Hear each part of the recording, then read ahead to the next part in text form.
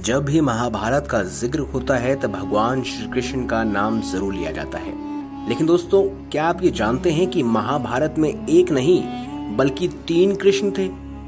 जी हाँ, आप सोच रहे होंगे कि कैसे संभव है 3 कृष्ण, वो भी महाभारत में। हमने तो सिर्फ एक कृष्ण के बारे में हमेशा सुना है। आखिर ये 3 कृष्ण कहां से आ गए? तो आज की इस खास वीडियो को अंत तक जरूर देखिएगा, क्योंकि आज हम आपको बताएंगे एक खास रहस्य। महाभारत में कई रहस्य छुपे हुए हैं, ये आप सभी जानते हैं। आप देख रहे हैं द भक्ति। अगर अभी तक आपने हमारे चैनल को सब्सक्राइब नहीं किया तो सब्सक्राइब अवश्य कीजिए, क्योंकि आज हम आपको कुछ खास रहस्य बताएंगे। दोस्तों, आज भी ऐसे कई रहस्य हैं जिन्हें बहुत कम लोग ही जानते हैं। एक ऐसा ही रहस्य आपको हम बताएंगे कि भगवान कृष्ण महाभारत में एक नहीं बल्कि 3 थे। अब एक और चीज आपको बताते हैं कि इनमें से 2 असली थे और एक नकली। जी हाँ, पहली बात करते हैं पहले कृष्ण की। महाभारत में पहले कृष्ण महाऋषि वेदव्यास थे, जिन्होंने महाभारत की रचना की थी। इनकी माता का नाम सत्यवती और पिता का नाम महर्षि पराशर था। इनका असली नाम श्री कृष्ण द्वौपन्य था। इस संबंध में 2 कथाएं मिलती हैं। पहली ये कि इनका रंग सांवला था और इनका जन्म एक द्वीप पर हुआ था, इसीलिए इन्हें कृष्ण द्वापयन कहा गया था। दूसरी ये है कि जन्म लेते ही यह महर्षि युवा हो गए और तपस्या करने द्वापयन द्वीप चले गए। तपस्या करने में वह काले हो गए, इसीलिए उन्हें कृष्ण द्वापयन कहा जाने लगा। और वेदों का विभाग करने के कारण वे वेदव्यास के नाम से प्रसिद्ध हुए। सवाल यही है कि इनको पहला कृष्ण क्यों कहते हैं? दरअसल ये भी भगवान विष्णु के ही अवतार थे।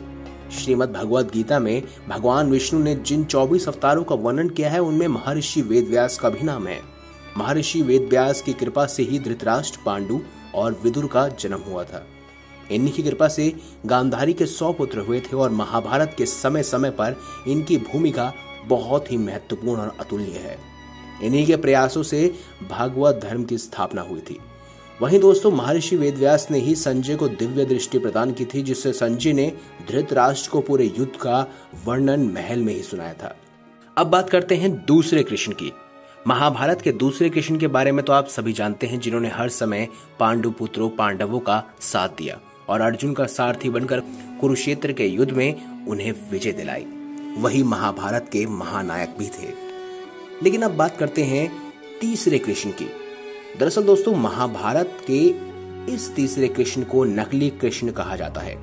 पुंड्रु देश के राजे का नाम था पौंड्रुक। चेदी देश में यह पुरुषोत्तम नाम से सुविख्यात था। इसके पिता का नाम था वासुदेव, इसीलिए वह खुद को वासुदेव कहता था। ये द्रौपदी स्वयंवर में उपस्थित था और कौशिकी नदी के तट पर किरात वर्ग और पुंड्रु देश का इस पर स्वामित्व था। यह मुख्य और अभिचारी था। पौंड्रुक को उसके मुख्य और चापलूस मित्रों ने यह बताया था कि असल में वही परमात्मा वासुदेव और वही विष्णु का अवतार है। मथुरा का राजा कृष्ण नहीं, कृष्ण तो ग्वाला है। बस ये बात उसके दिमाग में बैठ गई और उसने भी श्री कृष्ण की तरह अपना रंग और रूप बना लिया। राजा पौंड्रुक नकली चक्र, शंख, तलवार, मोर मुकुट और कौसमुख मणि और पीले वस्त्र पहनकर खुद को कृष्ण कहता था। एक दिन उसने भगवान श्री कृष्ण को यह संदेश भेजा कि पृथ्वी के समस्त लोगों पर अनुग्रह कर उनका उद्धार करने के लिए मैंने वासुदेव नाम से अवतार लिया है। भगवान वासुदेव का नाम और वेश धारण करने का अधिकार केवल मेरा है। इन चिन्हों पर तेरा कोई और अधिकार नहीं है। तुम इन चिन्हों और नाम को तुरंत छोड़ दो, वरना युद्ध के लिए तैयार हो जाओ। भगवान श्री कृष्ण ने पहले तो उन्हें नजरअंदाज किया और बाद में उसकी ये सब बातें अधिक सहन नहीं हुई तो उन्होंने युद्ध की चुनौती स्वीकार कर ली और युद्ध के मैदान में नाटकीय ढंग से युद्ध भूमि में जैसे ही वह प्रकट हुए, उन्होंने मात्र अपने सुदर्शन चक्र से उसको मार गिराया।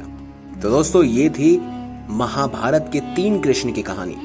एक जो थे वेदव्यास, दूसरे जो महानायक स्वयं भगवान कृष्ण थे और तीसरे थे नकली कृष्ण यानी कि पौंड्रुक। तो अगर आपको ये वीडियो अच्छी लगी है तो वीडियो लाइक करें, हमारे चैनल को सब्सक्राइब करें और ज्यादा से ज्यादा शेयर जरूर करिएगा। धन्यवाद।